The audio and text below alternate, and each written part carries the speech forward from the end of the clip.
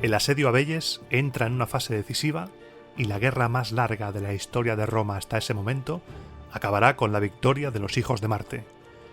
La ciudad más rica de Etruria caerá, acabará en manos romanas, pero los problemas no han hecho más que comenzar. Hoy, en Roma Eterna, vivirás todo lo que sucedió hasta que finalmente cayó la ciudad de Vélez y descubrirás los problemas que se originaron tras su conquista. Coge provisiones porque en el transcurso de este programa viajaremos hasta Delfos. Comenzamos.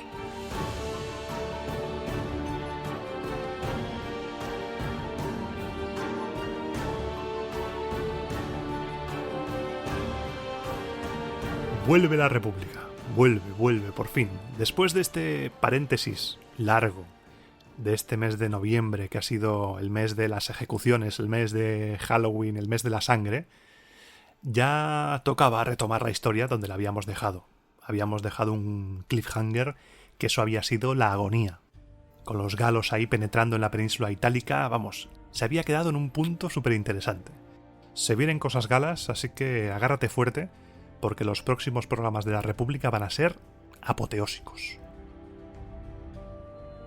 Habíamos dejado el relato en el año 400, siendo elegido tribuno militar con poderes de cónsul el amigo Publio Licinio Calvo, entre otros, y este señor nos cuentan que ejerció bien su cargo, tan bien lo hizo que para el año siguiente, para el 399, se eligieron otra vez tribunos consulares y de los 6 elegidos, 5 fueron plebeyos. La experiencia de tener un tribuno militar plebeyo había gustado, porque Licinio Calvo lo había hecho bien, y los patricios estaban en minoría. Ese año, además, fue un año particularmente duro y difícil. Primero, nos cuentan las fuentes que se sufrió un invierno terriblemente frío. Cuentan que en las zonas en las que menos nieve cayó, la profundidad era de unos 2 metros. Imagínate la nevada, Filomena 2. Y esto provocó que murieran personas por la nevada, por el frío, y también muchas ovejas, ganado, animales de tiro, ya fueran congelados o bien por falta de pasto. Ya sabes que esto es la cadena. Si hace frío, los animales mueren. Si los animales mueren, la gente no puede comer. Y súmale también los árboles frutales. Muchas casas también se resquebrajaron. Algunas incluso se desplomaron mientras se disolvía la nieve. Fue durísimo. Y no contento ese año con tener un invierno durísimo, el verano no se le quedó atrás. Un calor infernal, enfermedades, hambre. La situación en Roma era gravísima. Gravísima. Tan grave que el Senado emitió un Senado consulto disponiendo que se acudiese de inmediato a los libros sibilinos en busca de respuestas para poder salir de esta situación tan crítica. Se procedió, como siempre que se consultan los libros sibilinos, se leyó un pasaje y se interpretó. Los encargados de interpretarlo dijeron que se debía celebrar un lectisternio. Un lectisternium es una ceremonia propiciatoria pública que se celebró por primera vez este año, que nosotros sepamos, en el 399. Consistía en un banquete que se ofrecía a los dioses y en el que los dioses, personados a través de sus esculturas, acudían y estaban ahí reclinados en sus lechos que se les preparaba para honrarles. Se podía invitar a uno o a varios dioses extranjeros y eran distribuidas las estatuas por parejas. En un lectisternium normal se ponía una mesa en medio de la calle, con comida y las estatuas ahí, y cada romano que pasaba se inclinaba sobre los dioses, llevando una corona en la cabeza y una rama de laurel en la mano. Para que te hagas una idea, era como celebrar un cumpleaños, pero homenajeando a los dioses. Lo que pasó es que esta vez el lectisternium era a lo bestia. A lo bestia dentro de lo que permitía la situación, claro. Nos cuentan las fuentes que durante 8 días se ofrecieron banquetes en honor a Apolo, Latona, Diana, Hércules, Mercurio y Neptuno. Por si acaso, también se celebraron banquetes en privado. No fuera a ser que nos quedáramos cortos. Las puertas de las casas estaban abiertas, todos podían entrar, todos podían echar mano a todo. Estaba puesto todo a disposición de quien quisiera pasarse. Se dio hospitalidad a los forasteros, ya sean conocidos o desconocidos, y no hubo ningún altercado. El ambiente era tan festivo que incluso se quitaron las cadenas a los presos durante esos días. El ambiente era de festividad total. Había que intentar que los dioses ayudaran a revertir esta dramática situación. Había que ganarse de nuevo el favor de los dioses, porque cuando pasaban cosas así, los romanos creían que los dioses estaban enfadados o que les habían abandonado. Mientras todo esto sucedía en Roma, todas estas calamidades, el hambre, las enfermedades, y se intentaba aplacar la ira de los dioses con banquetes en su honor, la guerra en Velles continuaba. De eso, que no te quepa ninguna duda. Roma estaba peleando contra Velles hasta el final, y Velles, de repente, se vio ayudada por dos aliados, los capenates y los faliscos, que se habían unido a la partida como si fuera esto el Street Fighter, Here Comes a New Challenger, de la nada, y los romanos combatían por un lado con los de Velles, cerca de las murallas, y por el otro, con estos dos aliados inesperados. Aún con el recuerdo vivo de Sergio y de Virginio, los tribunos militares con poder consular que con sus rencillas personales causaron el desastre, las tropas romanas fueron rápidas y pusieron en fuga a todos. Los de Velles, que habían salido animados por la ayuda exterior, volvieron a su muralla y los capenates y faliscos retrocedieron.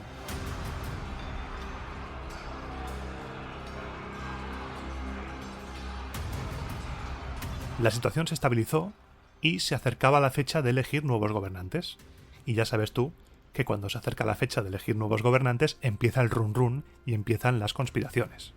Los patricios estaban preocupados, más incluso que por la guerra, porque en las elecciones de ese año solo había sido elegido un patricio como tribuno militar. Sentían que el poder se les escapaba. Y para evitar otra vergüenza patricia, para las siguientes elecciones prepararon el Dream Team, una candidatura de patricios de lo más ilustre, experimentados, la flor y nata, convencidos de que a la gente le daría vergüenza no votar a candidatos tan potentes. O sea, mira tú qué plantilla te traigo, como no me votes a esta gente, es que vergüenza te tendría que dar. Ríete tú del Dream Team de baloncesto de la selección norteamericana del 92. Recuerda que la gente ya venía tocada. Había sufrido un invierno durísimo, hambre, enfermedades, y lo único que hacía falta era encauzar todo esto en la dirección apropiada. Los patricios, muy listos que eran ellos, hicieron circular un rumor de que todo lo que estaba sufriendo Roma era señal de que los dioses estaban enfadados porque habían dejado en manos de plebeyos los cargos más sagrados de la ciudad. Según los patricios, los dioses se sentían insultados porque gente plebeya y sin experiencia rebajase así la dignidad de las magistraturas. Un argumento que, cambiando épocas y religiones, ha funcionado durante mucho tiempo y seguramente entre algunas personas todavía funcione. ¿Cómo dejáis el gobierno en manos de estos?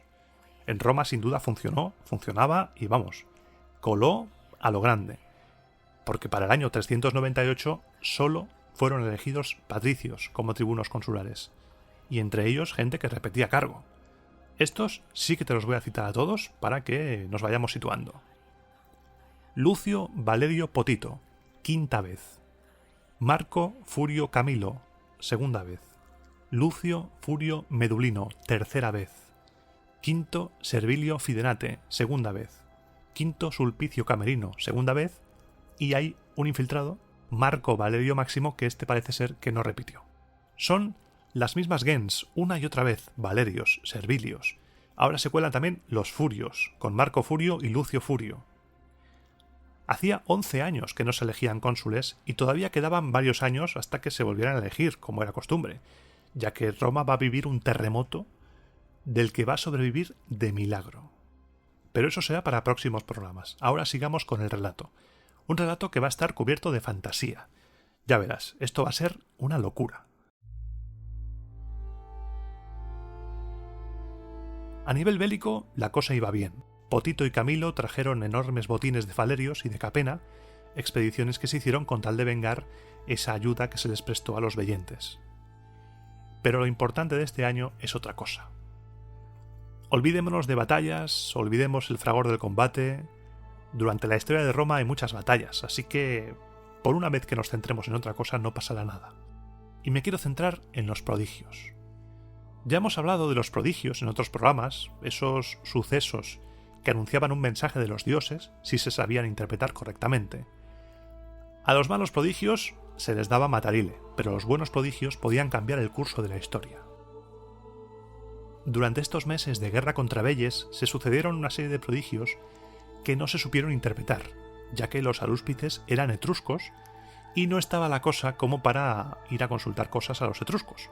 Estábamos en guerra con Veyes.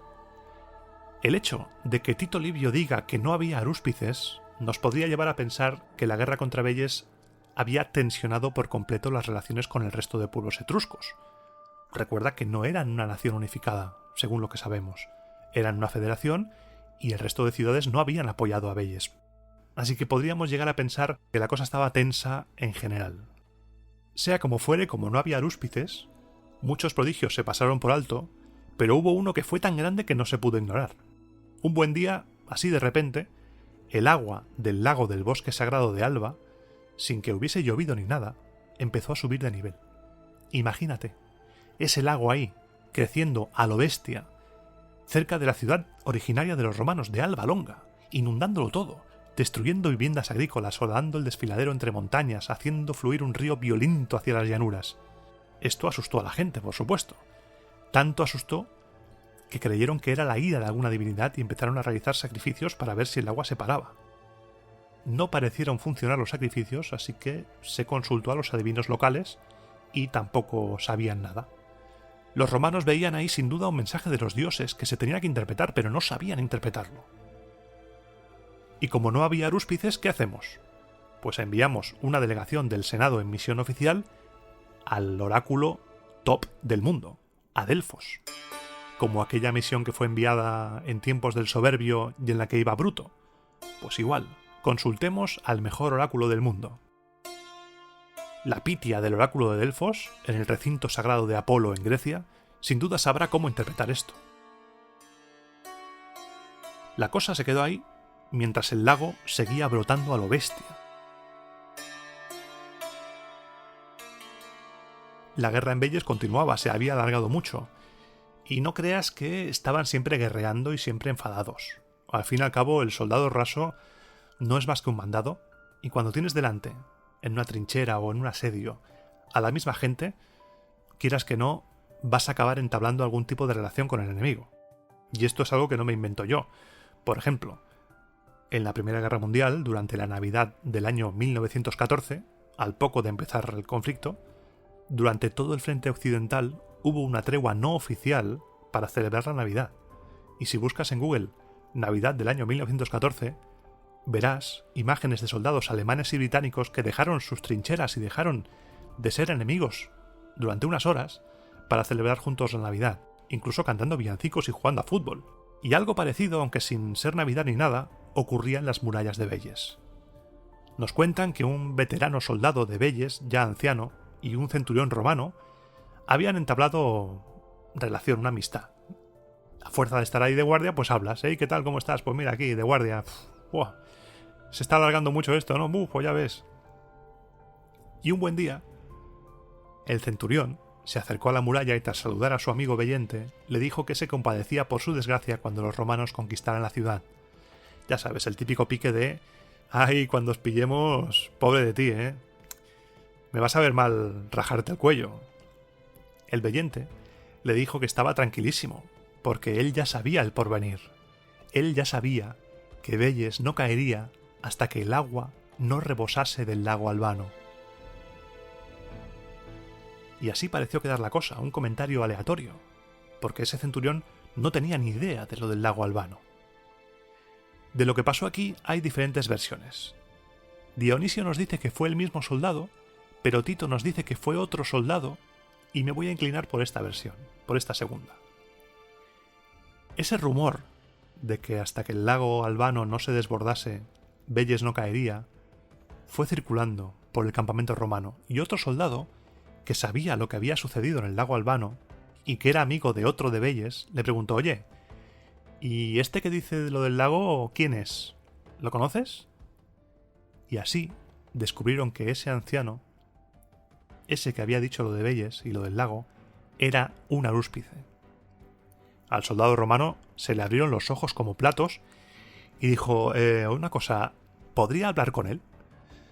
Es que tengo un asunto que me preocupa, un prodigio que no sé cómo interpretar, algo privado, algo familiar, ya sabes». No tiene nada que ver con lo de Alba, ¿no? No. En absoluto tiene nada que ver con lo del lago, no te preocupes. El problema es que con esta maldita guerra los buenos arúspices no están disponibles. Así que coló esta excusa y se concertó una entrevista. Quedaron fuera de las murallas y el soldado le dijo: ven, vamos a hablar porque tengo que comentarte una cosa de mi familia, que me ha pasado aquí algo, pero vamos un poco más lejos. ¿Más lejos de la muralla? Sí, un poquito más lejos. ¿Más? Un poquito más. Y se fueron alejando, y el romano fue hablando con él para que bajara la guardia, para que confiara en él. Olía a trampa, olía mucho a trampa. Tú lo sabes, el soldado lo sabe, el guión lo sabe, yo lo sé, pero el etrusco no lo sabía. Y cuando estaban lo suficientemente lejos, el soldado romano le hizo una llave, inmovilizó al anciano y lo llevó en presencia de su general.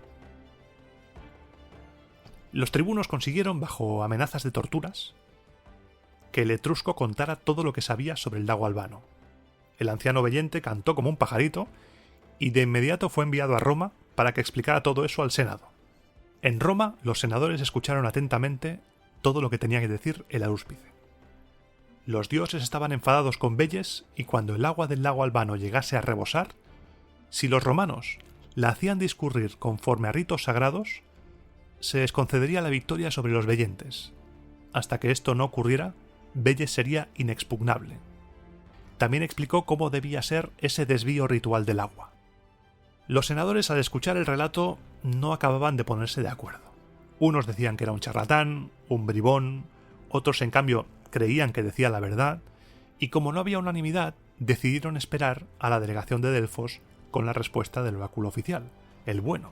No este señor, que no sabemos quién es, con el debido respeto, señor etrusco, que está usted ahí delante, pero es que no sabemos quién es usted. En cambio, la Pitia, ¡buah! ¡Qué profecías! ¡Qué nivel! Eso es primera división, señor etrusco, yo no tengo nada en contra suya. Y así, esperando a la delegación de Delfos, entramos en el año 397. Ese año regresaron los enviados y trajeron los oráculos. Y los oráculos coincidían con lo que había dicho el etrusco. Los dioses y divinidades de Veyes garantizaban conservar la prosperidad de la ciudad hasta que el lago Albano se desbordase. Cuando se desbordase el nivel del agua y se cambiase el cauce de sus aguas, la ciudad sería destruida. Lo que debían hacer los romanos era cambiar el flujo de las aguas hasta las llanuras, lejos del mar. Y uno de los enviados replicó palabra por palabra, supuestamente, la respuesta del oráculo. Romano, cuidado con que el agua de Alba quede retenida en el lago. Cuidado con dejar que corra hacia el mar siguiendo su curso. Suéltala por los campos regándolos y que se consuma repartida en canales. Entonces, tú mantente firme con decisión contra los muros enemigos, consciente de que sobre esa ciudad a la que llevas tantos años asediando te es concedida la victoria por estos hados que en este momento se te revelan. Dejando de lado que esta profecía, este oráculo de la Pitia de Delfos es demasiado concreto, a los romanos, tras escuchar esto, les faltó tiempo para correr. Les faltó tiempo para poner a trabajar a sus ingenieros. Vámonos, pero ya. La guerra no iba tan bien como esperaban, se estaba alargando y de repente habían encontrado el arma definitiva para destruir Veyes y no pensaban desaprovecharla. En este punto de la historia sucede algo que nos cuenta Dionisio, pero que no nos cuenta Tito Livio, que parece una inventada total, pero que a mí me encanta. Dionisio ya sabes que es un teatrero, y nos dice que los vellentes descubrieron, gracias a un prisionero, que los romanos sabían lo del lago Albano y presentaron su rendición a Roma. Enviaron embajadores a Roma para negociar el fin de la guerra antes de que la ciudad fuera arrasada. El Senado votó en contra de la paz y en ese momento el más anciano de los embajadores de Veyes, antes de salir en la misma puerta del Senado, se giró hacia los senadores y les dijo: «Excelente y magnánimo decreto habéis emitido, romanos. Vosotros, que aspiráis a tener la hegemonía sobre vuestros vecinos por vuestro valor, pero no aceptáis como vasalla a una ciudad ni pequeña ni oscura, que depone sus armas y se os entrega a sí misma, sino que queréis arrasarla de raíz, sin temer la cólera de la divinidad ni preocuparos por el castigo proveniente de los hombres. Por ello, una justicia vengadora vendrá contra vosotros procedente de los dioses, castigándoos de la misma manera. Privando, pues, a los vellentes de su patria, perderéis la vuestra dentro de poco». Es una escena potente, pero que huele a invent total. Estamos en el 397 Y en el momento en el que Dionisio escribió esto, él ya sabía que dentro de pocos años Roma sería saqueada por los galos. Uy, spoiler. Así que posiblemente le añadiera a esta escena para darle ese toque de fatalidad. ¿Quién en su sano juicio votaría en contra de una rendición incondicional? Cualquiera diría que en las guerras hay intereses económicos más allá de la razón oficial.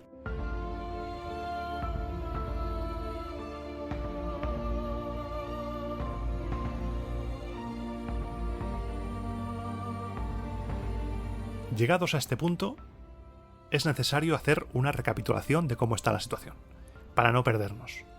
Dentro de Roma, como siempre, calma tensa, calma que en cualquier momento puede estallar, y fuera de ella tenemos guerra en Anxur contra los volscos, con la guarnición romana sitiada, guerra en Lábicos contra los equos, que estaban atacando la guarnición romana, y guerra contra vellentes, faliscos y capenates.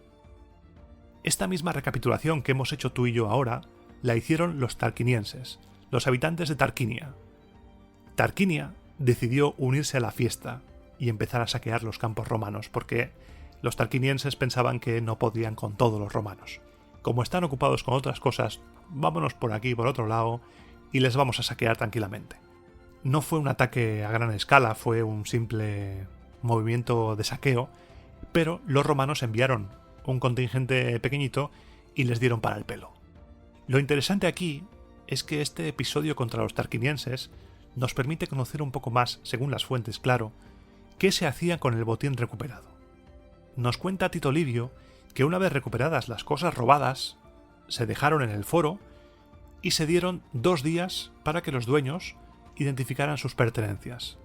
Al tercero, lo no identificado, seguramente porque pertenecía al enemigo, fue vendido en subasta y los beneficios se repartieron entre los soldados. Estas cositas nos permiten ver escenas más mundanas, más del día a día, que las gloriosas batallas y los discursos del Senado. Cómo se hacían estas cosas, cómo se vendía el botín, qué pasaba con él. Estas cosas a mí me gustan porque nos permiten asomarnos un poco más a la civilización romana. Los romanos, mientras tanto, iban a lo suyo. Su misión principal, aparte de sobrevivir a todas las guerras que tenían abiertas, era expiar la falta que hubiera provocado el prodigio del lago Albano. Bien, lo hemos interpretado, pero falta saber qué es lo que ha originado esto, para poder repararlo. Los tribunos militares Cornelio y Postumio tomaron en cuenta la opinión del prisionero etrusco y parece ser que había habido un defecto de forma a la hora de elegir magistrados ese año. Resulta que no se habían fijado de manera ritual las fiestas latinas, que eran unas fiestas que se remontaban a los tiempos del Soberbio y que celebraban la paz entre los pueblos latinos, y como no se habían fijado, no se había hecho el sacrificio en el monte Albano y por eso los dioses estaban cabreados. Y de ahí viene lo del lago. Para poder resolver esa situación que había generado el prodigio del lago Albano, los tribunos militares debían dimitir de inmediato de su cargo, se debían tomar los auspicios íntegramente y abrirse un interregno. Todo eso se decretó por Senado Consulto. No estamos para jugárnosla, no estamos para desafiar a los dioses, vamos a hacerles caso. Fíjate tú hasta qué punto se tomaban en serio los romanos a sus dioses. Eran capaces de dimitir en pleno todos. A la mínima sospecha de que los dioses habían sido ofendidos, según las fuentes, claro, todos dimitieron. Mientras todo esto ocurría, en el bando etrusco se celebró la Asamblea de Ciudades Etruscas en el santuario de Voltumna, del que ya hablamos en el programa anterior de la Guerra de Velles. Capenates y faliscos, que ya estaban ayudando a Velles, pidieron por favor ayuda al resto de pueblos etruscos para salvar a Velles del asedio romano.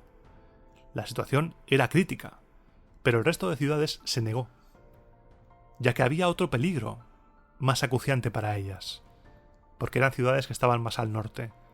Su peligro principal eran los galos, unos nuevos pobladores que se habían asentado en el norte de Italia, con los que ni había guerra declarada ni había paz estable. Había pequeñas escaramuzas, quizá con algunos había acuerdos, con otros no. Era una situación muy peligrosa. Eso sí, aunque oficialmente las ciudades etruscas no apoyaron a Velles, la asamblea votó que cualquier persona que quisiera ayudar a Velles de manera voluntaria fuera sin ningún problema y sin temer represalia alguna. Para el año siguiente, el 396, volvió a salir elegido, junto con otros, Publio Licinio Calvo, el primer plebeyo que llegó a lo más alto de la República, pero, antes de ser proclamado en su cargo, pidió la palabra en la asamblea. Se levantó y dijo: «Quirites, veo que en estos comicios buscáis para el año que viene un presagio de concordia, la cosa más valiosa en las presentes circunstancias, con el recuerdo de nuestra magistratura. Pero si bien a mis colegas los reelegís los mismos, mejorados incluso por la experiencia, yo ya no soy el mismo. Lo que queda de Publio Licinio lo estáis viendo. Es la apariencia, el nombre. Mis fuerzas están quebrantadas, mi vista y mi oído atrofiados, mi memoria falla, el vigor de mi espíritu está debilitado. Pero no temáis. Aquí tenéis a mi hijo, un joven que es el vivo retrato de aquel al que vosotros tiempo atrás hicisteis tribuno militar, el primer plebeyo.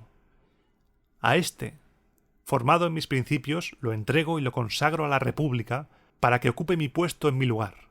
Y a vosotros, quirites, os ruego que el cargo que me concedéis sin pretenderlo, se lo confiéis a este que lo pide y en cuyo favor yo añado mis súplicas». Todos se emocionaron, todos quedaron conmovidos, no hubo nadie que se opusiera a la petición, y según Tito Livio, para el año 396 fue elegido Publio Licinio Jr., para que nos entendamos. Publio Licinio Calvo es un ejemplo de lo bonito que es saber retirarse a tiempo. El otro día estaba escuchando el programa de los maestros Diego y Sebastián, los compañeros de la Tortulia Podcast, en un programa sobre George Washington, y remarcaban qué importante era retirarse a tiempo. Retirarse justo cuando todavía tienes energía y cuando puedes dejar un buen recuerdo. Publio Licinio Calvo se retiró y dejó para siempre el recuerdo de ese año en el que ejerció su magistratura de manera justa y sin problemas, sin altercados. Quizás si hubiera ejercido otra vez la magistratura, igual el recuerdo no hubiera sido tan bonito, porque ya estaba un poco para allá el hombre. Ese mismo año, el 396, Roma dijo que ya está bien de tener tantos frentes abiertos, decidió poner fin a la guerra multifrente que estaba librando, y los tribunos Lucio Titinio y Gneo Genucio marcharon contra Faliscos y Capenates, y lo que sucedió después no te lo vas a imaginar. Vamos, los romanos fueron tan a lo loco que cayeron solitos en una emboscada. Genucio murió en combate, en primera línea, y Titinio intentó reagruparse como pudo y consiguió escapar a duras penas. A Roma llegaron rumores de una debacle apocalíptica, tanto de la guerra con los Faliscos y Capenates como de la guerra de Veyes. Se decía que los veyentes habían roto el asedio y que se dirigían a Roma. Incluso algunos soldados habían huido de Veyes. La gente, presa del pánico, empezó a correr hacia las murallas y las matronas recitaron plegarias en los templos, pidiendo que todos los males fuesen contra Veyes, ya que ellos habían expiado los prodigios y habían hecho todas las ceremonias. ¿Por qué nos ocurre esto? Hemos hecho lo que había que hacer. Dioses inmortales, ayudadnos. La derrota en sí, la derrota de los tribunos, era real, pero en Veyes no había pasado nada. El pánico se fue multiplicando, algunos soldados de Veyes habían huido y habían regresado a la ciudad, pero más allá de eso no pasó nada. Lo que sí pasaba realmente es que la guerra iba mal, iba francamente mal. Roma no era capaz de vencer a sus enemigos, y por ello se decidió nombrar a un dictador, y ese hombre sería Marco Furio Camilo.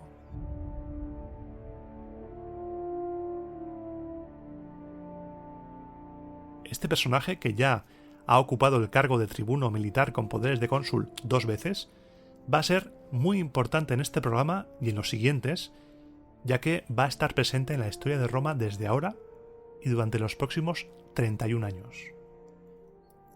Marco Furio Camilo, como te he dicho, no es nuevo en la política. En ese momento ya contaba con 2 tribunados consulares en su palmarés de cargos públicos y tenía, si tomamos por cierta la hipótesis de que nació en el año 446, 50 años.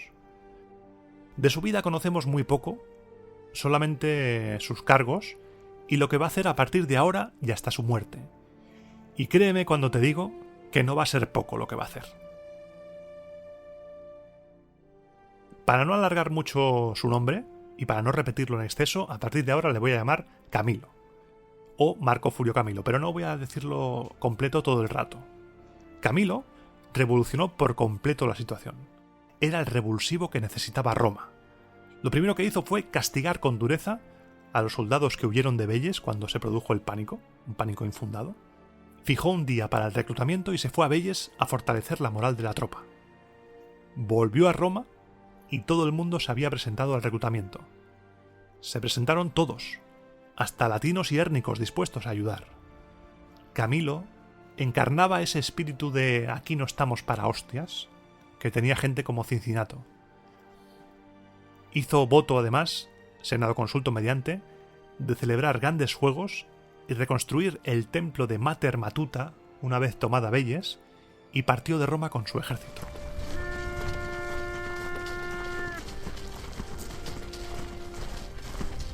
Primera estación, Nepe, la actual Nepi. Batalla contra faliscos y capenates. Los venció, se hizo con un enorme botín, una pequeña parte la repartió entre los soldados y la mayor parte fue enviada al cuestor.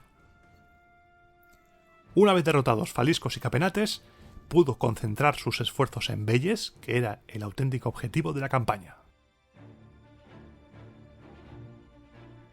Había que tomar Velles de una vez, no podíamos demorar esto más. Multiplicó el número de fortines en el asedio y dio orden estricta, bajo castigo, de que nadie pelease sin que se le ordenase. Se acabaron las pequeñas escaramuzas entre el muro y la empalizada, se acabó. Marco Furio Camilo tenía otros planes. Y de todos sus planes, el más importante fue construir una galería subterránea en dirección a la ciudadela enemiga. Cuando el asedio se alarga, no puedes penetrar los muros y no puedes entrar por arriba porque no existen aviones ni helicópteros, hay que intentar entrar por debajo. Y así lo hizo. Para acelerar los trabajos de construcción de la galería y optimizar al máximo a sus hombres, dividió a todos los tapadores en 6 grupos, y a cada grupo se le asignaron turnos de 6 horas de trabajo. Así, la galería se construiría día y noche, sin parar, sin parar, sin parar. Pasaban los días, los vellentes no sospechaban nada, porque eso se había empezado la obra a una distancia prudencial del enemigo y se estaba haciendo por debajo, y la galería estaba a punto de acabarse.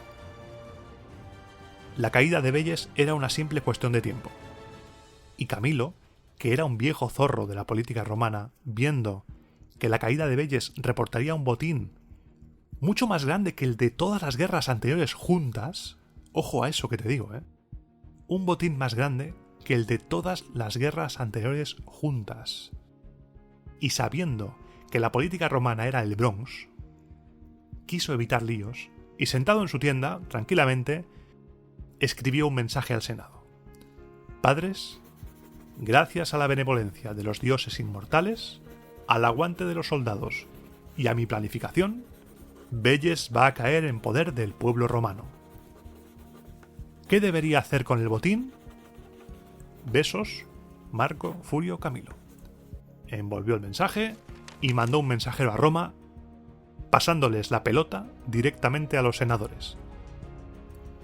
Camilo sabía que cualquier error le podía costar la vida, así que lo mejor era lavarse las manos y que decidieran otros para que no se le pudiera imputar nada. En el Senado surgieron 2 opiniones mayoritarias y enfrentadas. Una era la de nuestro amigo Publio Licinio Calvo, que pedía que se decretase públicamente que, por acuerdo del pueblo, quien quisiese participar en el botín fuese al campamento de Velles sin problema alguno. Decía que así los ciudadanos arruinados podían pagar sus deudas y volver a empezar. Roma se uniría de nuevo y las heridas se cerrarían de una vez por todas. Ese botín, ese enorme botín, podría suponer un reinicio a Roma. Y se acabarían todas las rencillas entre patricios y plebeyos.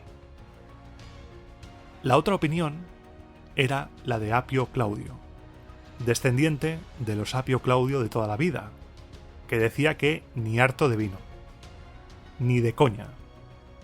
El reparto entre todos era una locura, decía Apio Claudio.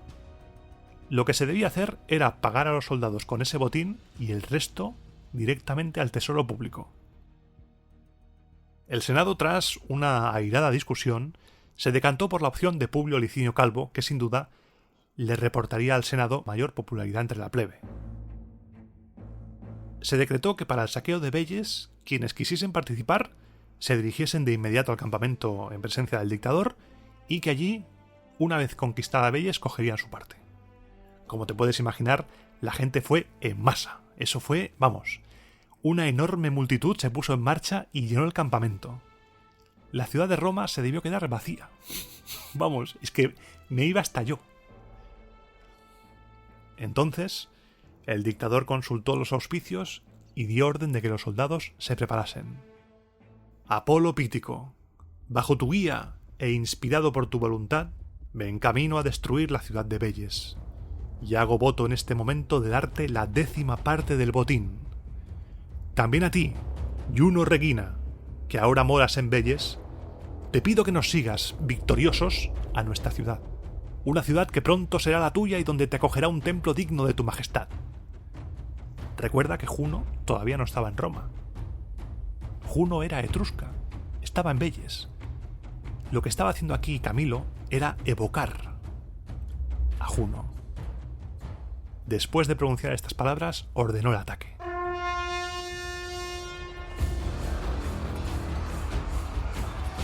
Y este ataque no se hizo directamente desde la galería. La galería era el golpe de gracia. Lo que debía hacer el ejército romano era distraer a los vellentes. Entonces lo que ordenó el general Marco Furio Camilo fue que se atacase la ciudad desde diferentes puntos para que el ejército estuviera distraído y aprovechar esa distracción para que la galería acabara los trabajos y surgiera desde el suelo para acabar de destruir por dentro la ciudad. Y aquí nos encontramos con uno de esos momentos que son comedia pura.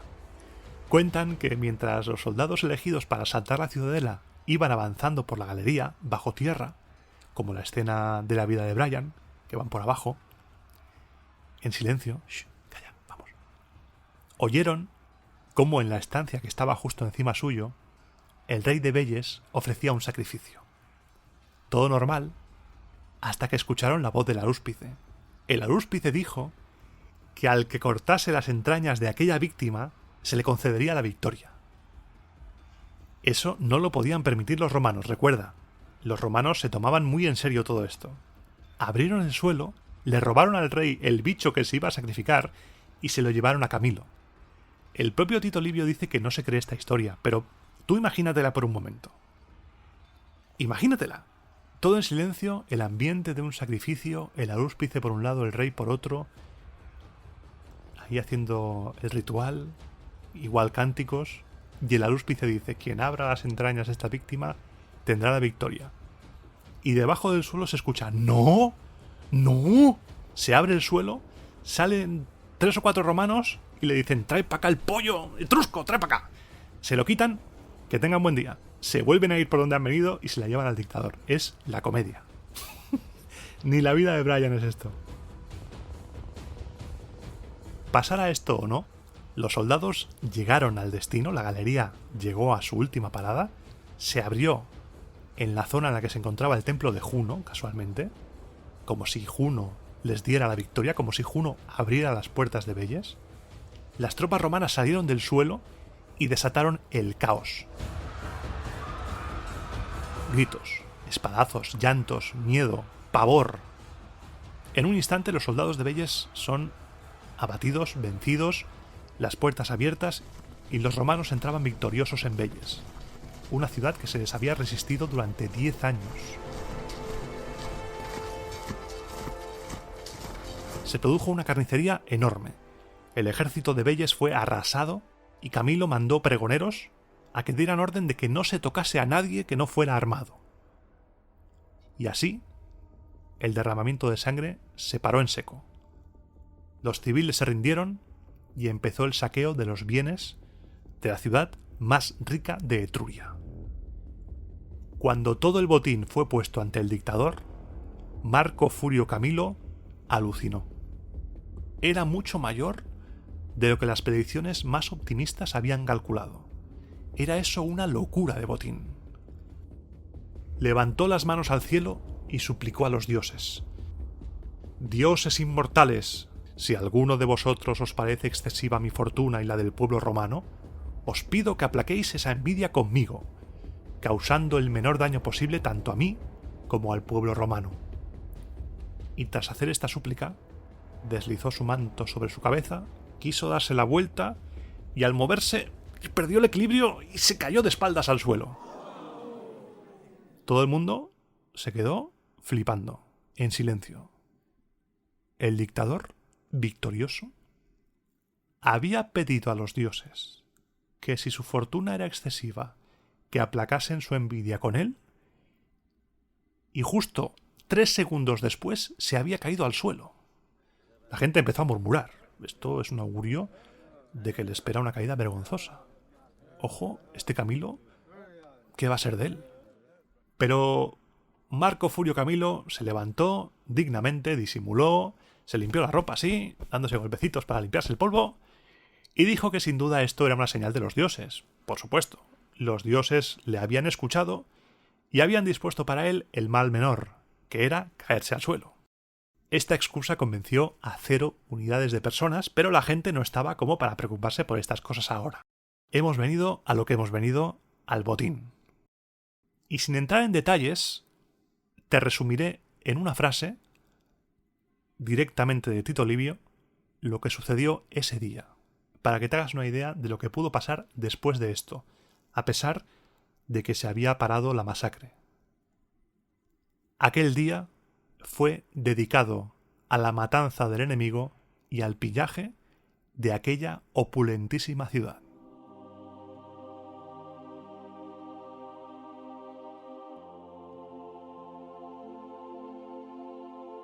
Al día siguiente, tras la matanza y el pillaje, y que cada uno tenga en su mente las imágenes que quiera, se vendió en subasta a las personas libres, y el beneficio de dicha subasta fue el único dinero que acabó llegando al tesoro público.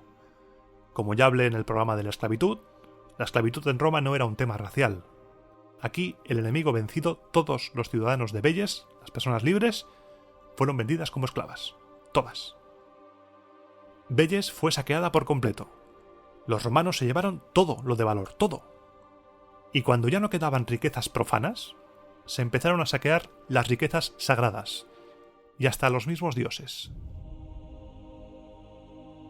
Con estas riquezas sí que se tuvo un cuidado especial, porque cuando se saquea a los dioses no es lo mismo que saquear a un particular. No fue un expolio a lo salvaje. Los romanos eligieron de entre el ejército a un pequeño número de jóvenes, se les purificó con agua, se les vistió de blanco y se les encomendó una misión especial: trasladar a Roma a la diosa Juno Regina. Hasta el año 396 a.C., Juno, nuestra Juno, era etrusca y residente en Velles. Esos jóvenes purificados entraron en el templo de Juno de manera respetuosa, en silencio, sintieron el peso de la divinidad sobre ellos. Imagínate el lugar, el templo, en silencio, la estatua de Juno Regina ahí delante con toda su majestuosidad ante esos jóvenes que sentían la presencia de esa divinidad. Porque hay lugares que tienen una energía especial que te sobrecoge, que le hace algo a tu ser, a tu espíritu. Y estoy convencido de que ese templo de Juno Reina lo tenía. A mí personalmente me pasó en el Vaticano. Me sentí pequeño en San Pedro.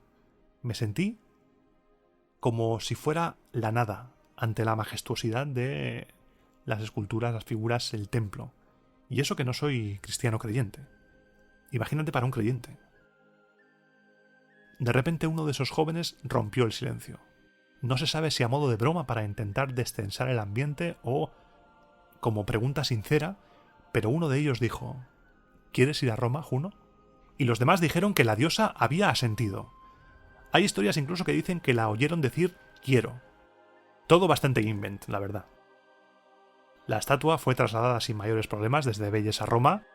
Se dice que fue tan ligero su transporte que parecía que la diosa quería ir a Roma. Se la llevó intacta hasta el Aventino, donde años después el mismo Camilo le dedicaría el templo que le prometió. Y de esta manera cayó, en el año 396 tras 10 años de guerra, la poderosa Velles, la ciudad más rica de Etruria. El triunfo sobre Cartago fue lo que desequilibró la balanza en el Mediterráneo, pero muchos años antes, el triunfo sobre Velles desequilibró la balanza en el centro de la península itálica.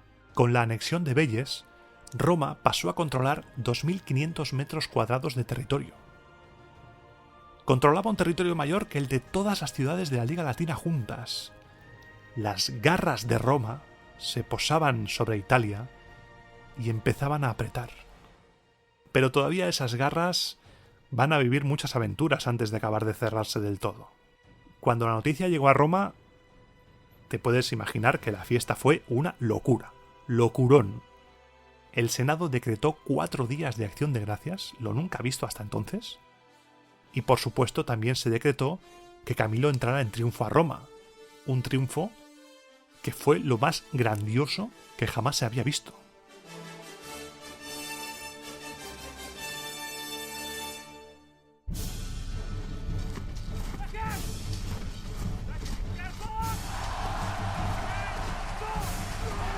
Todo el mundo se volcó en el triunfo.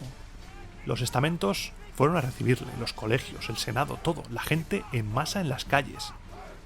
El triunfo sobrepasó de largo lo que era la solemnidad de la celebración. Entraron desfilando las tropas de Camilo, la gente vitoreándole, la gente aplaudiendo, la gente ovacionando a lo loco a los héroes victoriosos.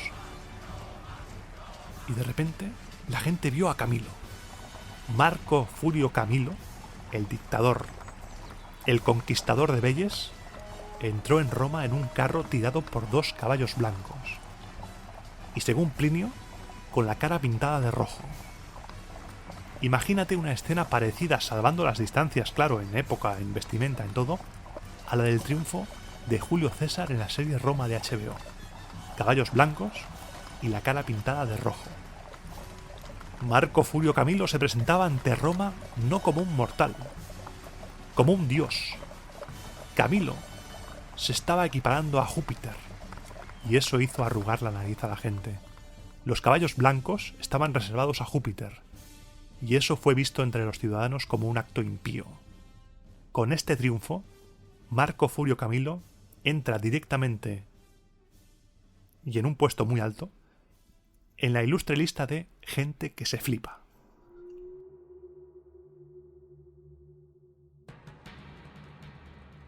Una vez celebrado el triunfo, fijó el emplazamiento de lo que sería posteriormente el templo de Juno Regina en el Aventino, dedicó el templo de Mater Matuta, que era la diosa del amanecer, de los bebés recién nacidos, de los puertos, y una vez realizado todo esto, dimitió como dictador, cumplió con su deber y dimitió. Pero, un momento. Noble Marco Fulio Camilo, dictador y conquistador de Velles. Ahora que ya no ejerces tu cargo, es hora de que recuerdes tus palabras antes de asaltar Velles. ¿Qué palabras?, diría Marco Fulio Camilo. ¿No recuerdas tus palabras? Te voy a poner la repetición de la jugada por si tienes dudas. Apolo Pítico, bajo tu guía e inspirado por tu voluntad, me encamino a destruir la ciudad de Velles. Y hago voto en este momento de darte la 10ª parte del botín. ¡Páralo ahí! Ahora me repites la última parte y me vas distorsionando la voz como si fuera un vídeo de YouTube de hace 4 o 5 años, de eso que iban haciendo broma distorsionando la voz. Lo que tú quieras, Iván, que estaba grabando. Yo solo llevo aquí 8 horas editando el programa. Lo que tú quieras, lo que tú quieras. Dale, dale. Y hago voto en este momento de darte la 10ª parte del botín. 10ª parte del botín. 10ª parte del botín. ¡Ay, Camilo! ¡Ay, amigo! Que ahora toca pagar. Si le diste todo el botín al pueblo y le prometiste a Apolo la 10ª parte, a ver cómo le dices a la gente que tiene que poner su parte. Todo risas hasta que toca pagar la cuenta. Tras hablarlo largo y tendido, se decidió que cada persona libremente, si quería librarse a sí misma y a su familia de la obligación sagrada, valorase su botín y llevara la 10ª parte al templo para poder hacerle un regalo a Apolo digno de un dios. Como no se obligó a la gente, esto gustó, no fue una medida impopular, aunque, a ver, sí que es cierto que decirle a la gente, oye, si te quieres librar de una obligación sagrada, yo no te digo nada, no te voy a obligar. Pero estaría bien no perturbar la Pax Theorum, no alterar el ánimo de Apolo, así que tú verás lo que haces. Igual tu casa es destruida por la ira de Apolo, tú verás, no te voy a obligar. Claro, no te obligo, pero te obligo. Si realmente eres un romano de esa época creyente en estas cosas, porque era su realidad, lo va a hacer, vamos, corriendo. Y así pasamos al año 395. Camilo había dimitido y se eligieron 6 tribunos militares. Había paz con ecuos y volscos, pero guerra todavía con faliscos y capenates. No entraré en los escasos detalles porque son escaramuzas, como las que hemos visto ya muchísimas veces a lo largo de los programas. Lo que quiero contarte es lo que sucede en Roma durante ese año. ¿Y qué sucede? Liada, la tenemos liada, da igual cuando te cuente esto. En Roma hay liada siempre. Y esta vez es porque para apaciguar los disturbios sociales se acordó enviar a zona volsca una colonia de 3.000 ciudadanos romanos. A cada romano le correspondería una nada desdeñable porción de terreno. Es lo que estaba haciendo Roma en este momento. Para ampliar territorio, lo que se hacía era enviar colonias fuera. Enviamos, en este caso, 3.000 ciudadanos a la zona de los volscos y de repente, ¡plop!, tenemos una ciudad romana. No parecía un mal acuerdo. ¿Por qué la tenemos liada ahora? Porque la gente pensó que esas tierras en zona volsca eran migajas, eran los restos. ¿Por qué enviar a la plebe a territorio volsco teniendo la hermosa ciudad de Veyes y sus campos disponibles para los romanos? ¿Por qué nos dais terreno en ese lugar y no nos dais terreno en el paraíso de Veyes? La gente ponía a Veyes incluso por encima de Roma. Imagínate el agujero infecto que sería Roma en ese momento para que se le pusiera por encima a otra ciudad conquistada, tanto por su emplazamiento como por sus edificios, por sus espacios públicos y privados. Algunos incluso decían que se debía emigrar a Veyes. Se propuso que una parte de la plebe y del senado fueran a Veyes, formando ambas ciudades un solo estado. Los patricios no solo estuvieron en contra de esta medida, sino que estuvieron violentamente en contra. Los patricios juraron morir ante el pueblo romano antes de presentar ninguna proposición de ley que tratara la emigración o la división de Roma en dos. Si ya en una ciudad nos llevamos a palos, imagínate en dos. No estaban dispuestos a abandonar a Rómulo, Dios e hijo de Dios, padre y creador de Roma. Esta opinión era la de todos los patricios y la de algunos tribunos de la plebe. La situación era tensa. Lo único que evitaba que la plebe y los patricios acabaran llegando a las manos fue que los senadores más ancianos se ponían siempre a la cabeza de los patricios pidiendo a la plebe que les atacasen, que los mataran ahí mismo si querían, pero la gente respetaba a los mayores, parece ser, y la cosa no pasaba a mayores. Y mientras todo esto pasa en el foro y en la curia, a lo lejos tenemos a Marco Furio Camilo, que había dejado de ser dictador, pero seguía siendo un activo político influyente. Camilo iba repitiendo a quien le quisiera escuchar que no era extraño que la ciudad estuviera así. Una ciudad que se preocupa más por estas rencillas que por cumplir su voto con Apolo no merecía nada. No se había pagado todavía la 10ª parte. Camilo remarcaba que no solo los particulares tenían un voto sagrado que cumplir. Se había repartido el botín, sí, pero de la 10ª parte de los bienes inmuebles de la ciudad de Veyes y del territorio conquistado nadie estaba diciendo nada, ¿eh? Traviesos, que sois unos traviesos. Estoy 95% seguro de que Camilo no utilizó la palabra traviesos, pero me gusta imaginar que sí. Sois unos traviesos. Las palabras de Camilo llegaron al Senado, que por supuesto no acabó de ver muy claro eso. Ese tema no... El botín vale, pero repartir la 10ª parte de la ciudad en sí y del territorio, ¿estamos locos o qué? El Senado, para evitar problemas, se declaró incompetente para dirimir esta cuestión y remitió el asunto al Colegio de Pontífices. El Colegio de Pontífices examinó el tema y, asesorado por, oh, sorpresa, Marco Furio Camilo, decidió que efectivamente la 10ª parte de todo lo que hubiese pertenecido al pueblo de Veyes antes de ser formulado el voto a Apolo y que hubiese pasado a poder del pueblo romano después de él, pertenecía al dios. Los senadores se quedaron a cuadros, pero tuvieron que asumirlo, tuvieron que aceptarlo. La ciudad de Veyes y su territorio fueron tasados. Se sacó dinero del tesoro y se les dio a los tribunos consulares el encargo de comprar oro con él. Recuerda, el oro no abundaba, así que las matronas romanas, que habían celebrado reuniones para discutir este tema, prometieron a los tribunos militares el oro de todos sus objetos preciosos y lo llevaron al tesoro. Cuentan que el Senado, en agradecimiento por este gesto, concedió a las matronas el honor de hacer uso del pilentum en los sacrificios y en los juegos, y del carpentum todos los días, ya fueran festivos o laborables. El pilentum y el carpentum eran tipos de carruajes. El pilentum era una carreta grande de 4 ruedas y el carpentum era de 2 ruedas y más pequeño. Una vez recibido todo el oro, se fabricó una crátera completamente de oro para poder llevarla como regalo a Apolo en Delfos, en Grecia. Se había arreglado el asunto divino, pero el asunto terrenal no. Para el año siguiente, para el 394, se reeligieron los tribunos de la plebe que querían que saliera adelante la ley para irse a Veyes, y los patricios consiguieron que para el año siguiente Marco Furio Camilo fuera elegido tribuno militar. Y así llegamos al 394, año en el que por fin la guerra contra los faliscos se acabará, y se acabará de la manera más insospechada posible. La guerra llevó a los romanos a asediar la capital de los faliscos, la ciudad de Falerios, y el asedio no fue un asedio fácil. Se alargó más de lo esperado, con pequeñas escaramuzas, los sitiados atacando los puestos de guardia de los romanos haciendo pequeños intentos de entrar. A juzgar por lo que había pasado en Veyes y lo que había pasado en Falerios, la táctica de asedio romana fallaba por algún lado, hasta que sucedió algo que lo cambió todo.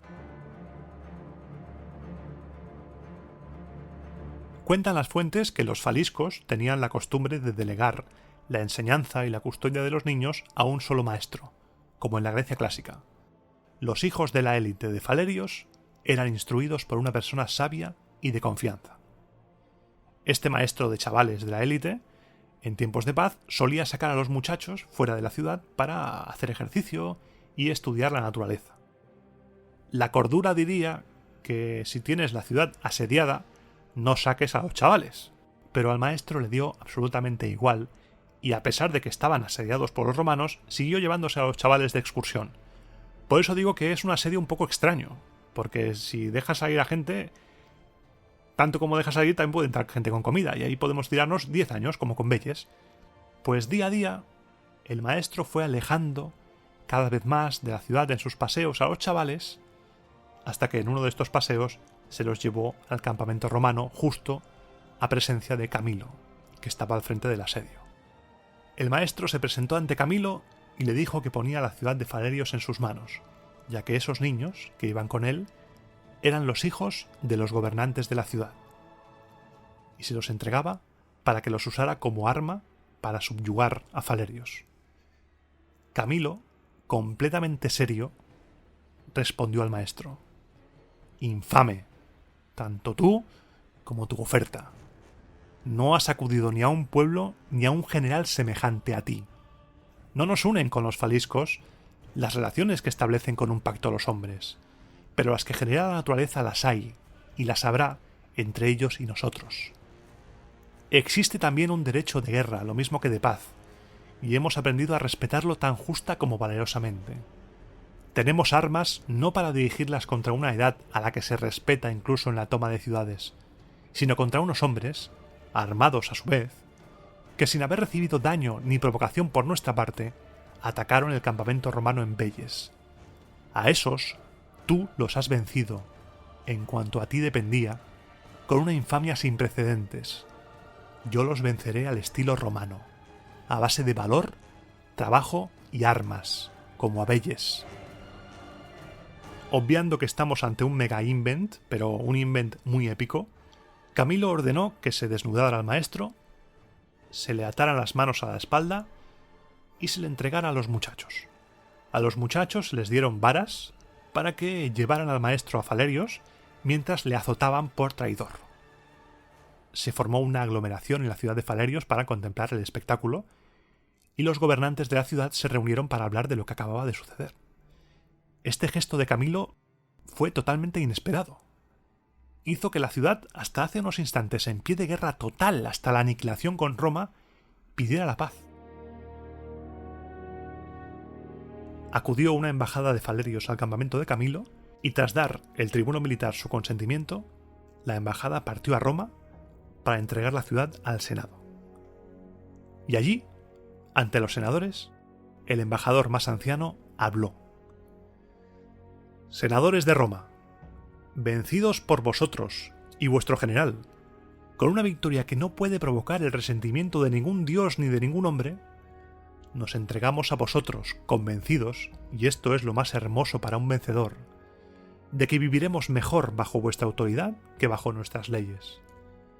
El desenlace de esta guerra proporciona dos saludables ejemplos al género humano. Vosotros habéis preferido la lealtad en la guerra a una victoria inmediata. Nosotros, movidos por vuestra lealtad, os hemos dado la victoria espontáneamente. Estamos en vuestro poder. Enviad a alguien a hacerse cargo de las armas, los rehenes y la ciudad, pues las puertas están abiertas. Ni vosotros vais a tener queja de nuestra lealtad, ni nosotros de vuestra autoridad. A los faliscos se les exigió el dinero para pagar a los soldados aquel año, con el objetivo de que el pueblo romano no tuviera que hacerlo. Se pactó la paz y el ejército volvió a Roma. Y otra ciudad más anexionada bajo el poder romano. Hoy estamos en racha, y Camilo estaba cada vez más crecido y más flipado. Mientras todo esto pasaba, ¿te acuerdas de la crátera de oro que se decidió enviar a Delfos para agradecer a Apolo la toma de Velles? Pues ante el éxito de Camilo, el Senado decidió enviar a Lucio Valerio, Lucio Sergio y Aulo Manlio para que la llevasen, y lo que sucedió después es maravilloso. Para ir a Grecia tuvieron que ir en barco, en embarcaciones. Y Roma no tenía flota de guerra. Apenas la flota de guerra de Roma no era nada en estos tiempos. Y el mar ha sido siempre un lugar peligroso. Desde el mismo momento en el que un ser humano se subió en una barca y zarpó para salir a pescar, ya había alguien esperándole en otra barca para robarle el pescado. Y eso es así. La piratería existe desde que existe la navegación. Y la crátera de oro cayó en manos de los piratas. Estos tres enviados iban con una única embarcación. Tito Livio dice nave de guerra, pero no me atrevería a llamarla así porque Roma no era una potencia naval en absoluto. Y mientras navegaban por el estrecho de Mesina, la zona en la que la puntita de la bota de Italia parece que esté chutando a la isla de Sicilia como si fuera un balón, fueron interceptados por piratas lipariotas, de la isla de Lipari, una isla que está muy cerquita de allí. El magistrado supremo de la isla de Lipari era un tal Timasíteo, un hombre muy del estilo romano, un hombre muy fan de los romanos, como tú y como yo, y cuando los piratas volvieron a Lipari con los prisioneros y el botín, lo prepararon todo y anunciaron quiénes habían traído y qué había pasado. Timasíteo oyó el nombre de los prisioneros y dijo a todo el mundo que quietos paraos, quietos ahí. Reconoció que esos tres eran romanos, estuvo hablando con ellos, le dijeron lo que llevaban, le dijeron qué misión tenían, el motivo, y ordenó en ese momento que se les soltase inmediatamente. Los tres enviados romanos fueron tratados como huéspedes oficiales y los acompañó a Delfos con una escolta de navíos. Los delegados romanos fueron escoltados por piratas desde la isla de Lipari hasta Delfos, y desde Delfos fueron escoltados de vuelta a Roma para que llegasen sanos y salvos. Esto le granjeó al líder de los piratas de Lipari la amistad de Roma, y mediante un senado consulto se establecieron con él lazos de hospitalidad y se le hicieron regalos como muestra de gratitud. Ya iremos hablando de piratería durante la Antigüedad Clásica. Los piratas del Caribe, los piratas del siglo XVIII, siglo XVII, los famosos por las películas, no eran nada en comparación con los piratas de la Antigüedad. Yo creo que los piratas de la Antigüedad eran mucho más fieros y mucho más potentes. Ya iremos viendo diferentes capítulos sobre piratería de la Antigüedad porque... tela. Los piratas de la Antigüedad, tela.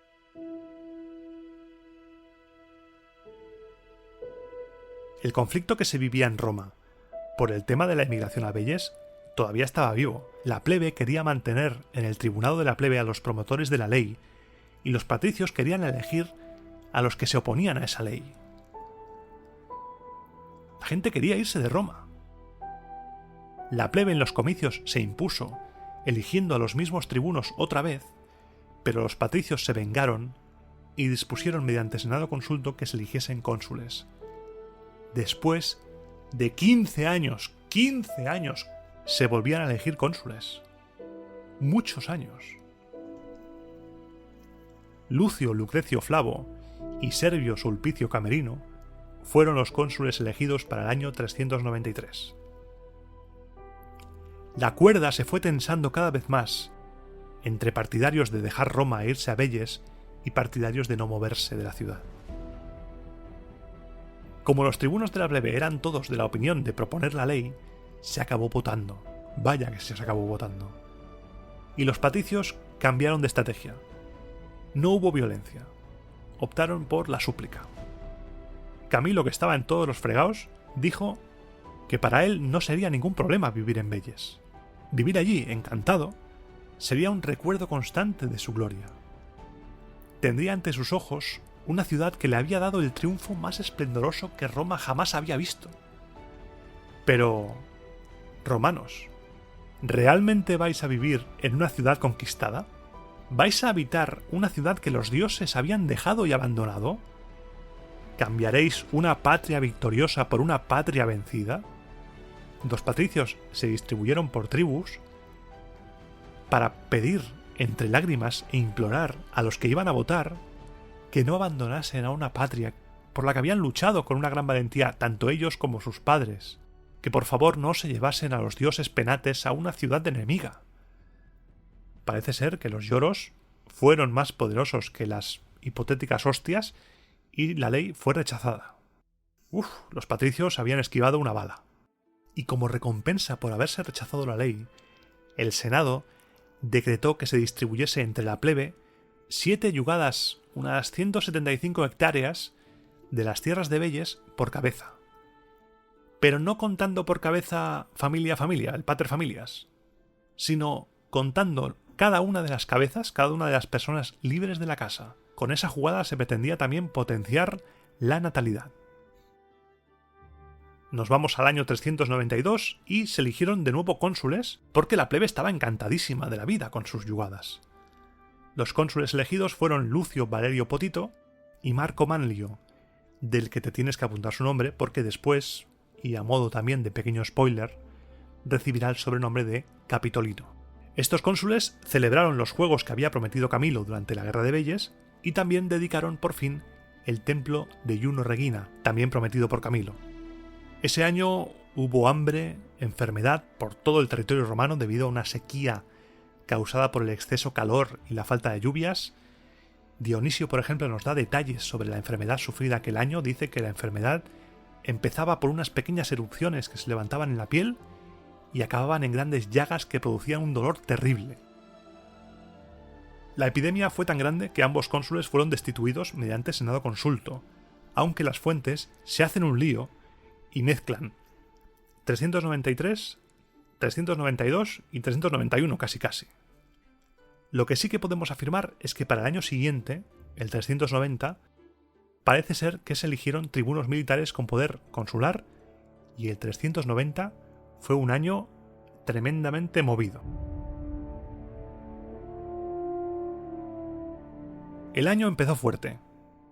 Un tal Marco Cedicio, un plebeyo, informó a los tribunos que había oído durante la noche una voz de origen indeterminado que le ordenaba anunciar a los magistrados que los galos se estaban acercando.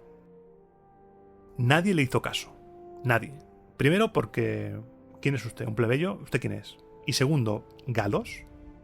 Los galos apenas los conocemos, es gente misteriosa y que están muy lejos.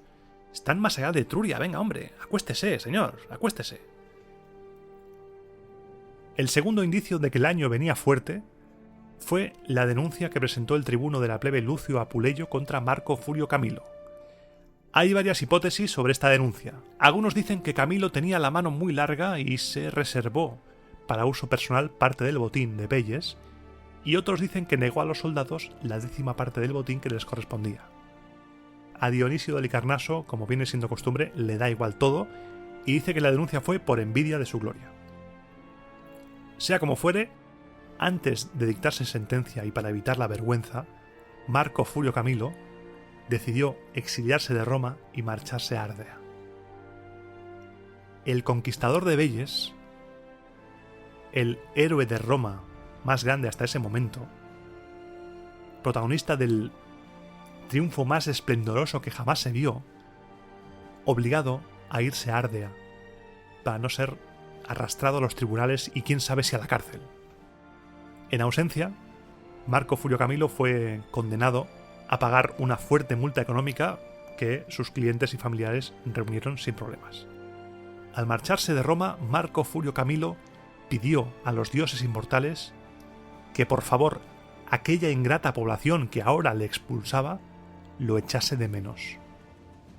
Y la tercera señal de que el año 390 no iba a ser un año como cualquiera, y la señal que cerrará este programa con uno de esos cliffhangers que nos hacen sufrir a todos, a mí incluido, la traen unos emisarios de la ciudad etrusca de Clusio. Una ciudad que estaba más lejos que Veyes. Y los emisarios trajeron un mensaje que enlaza directamente con la primera señal. Los galos, esos galos que parecían tan lejanos, estaban atacando Clusio y necesitaban la ayuda de la potencia hegemónica de la zona.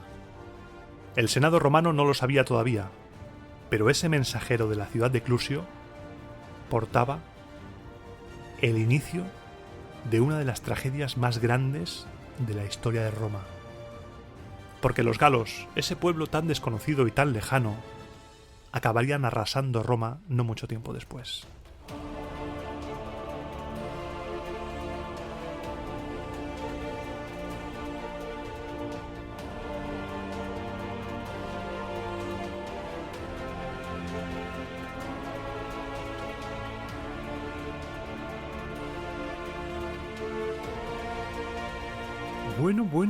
Bueno.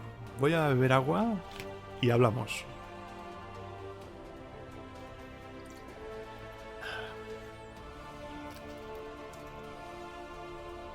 ¿Cómo se te ha quedado el cuerpo? Vaya programa, ¿eh? Lo ha tenido todo. Desde la caída de Veyes, prodigios, lo del lago, lo de la crátera, Apolo, piratas, un maestro traidor, todo. Me ha encantado grabar este programa, ha sido una delicia hacer el guión y grabarlo. Bueno, todos lo son, pero es que una auténtica maravilla. Maravilla. Voy a cerrar el guión porque estamos ya en la sección sin música. Clic. Y vamos a hablar de cositas. Estamos ya en diciembre. Y como estamos en diciembre, el año pasado hice un programa especial y este año no va a ser menos. Así que te cuento el plan. Entramos en un momento de la historia de Roma que requiere la mayor cobertura, como si fuera esto, no sé, el Mundial, la mayor cobertura posible. Lo que va a pasar ahora próximamente es que Roma va a ir en ayuda de Clusio, se va a citar en un lugar con los galos para pegarse, Roma perderá y Roma será, según las fuentes y la tradición, arrasada por los galos. Quiero detenerme lo más posible en ese tema porque es un tema muy importante. La falta, por ejemplo, de información previa a esa fecha se excusa en lo que se perdió durante este momento, durante la caída de Roma por los galos. Bueno, no toda Roma cayó, ya llegaremos a eso.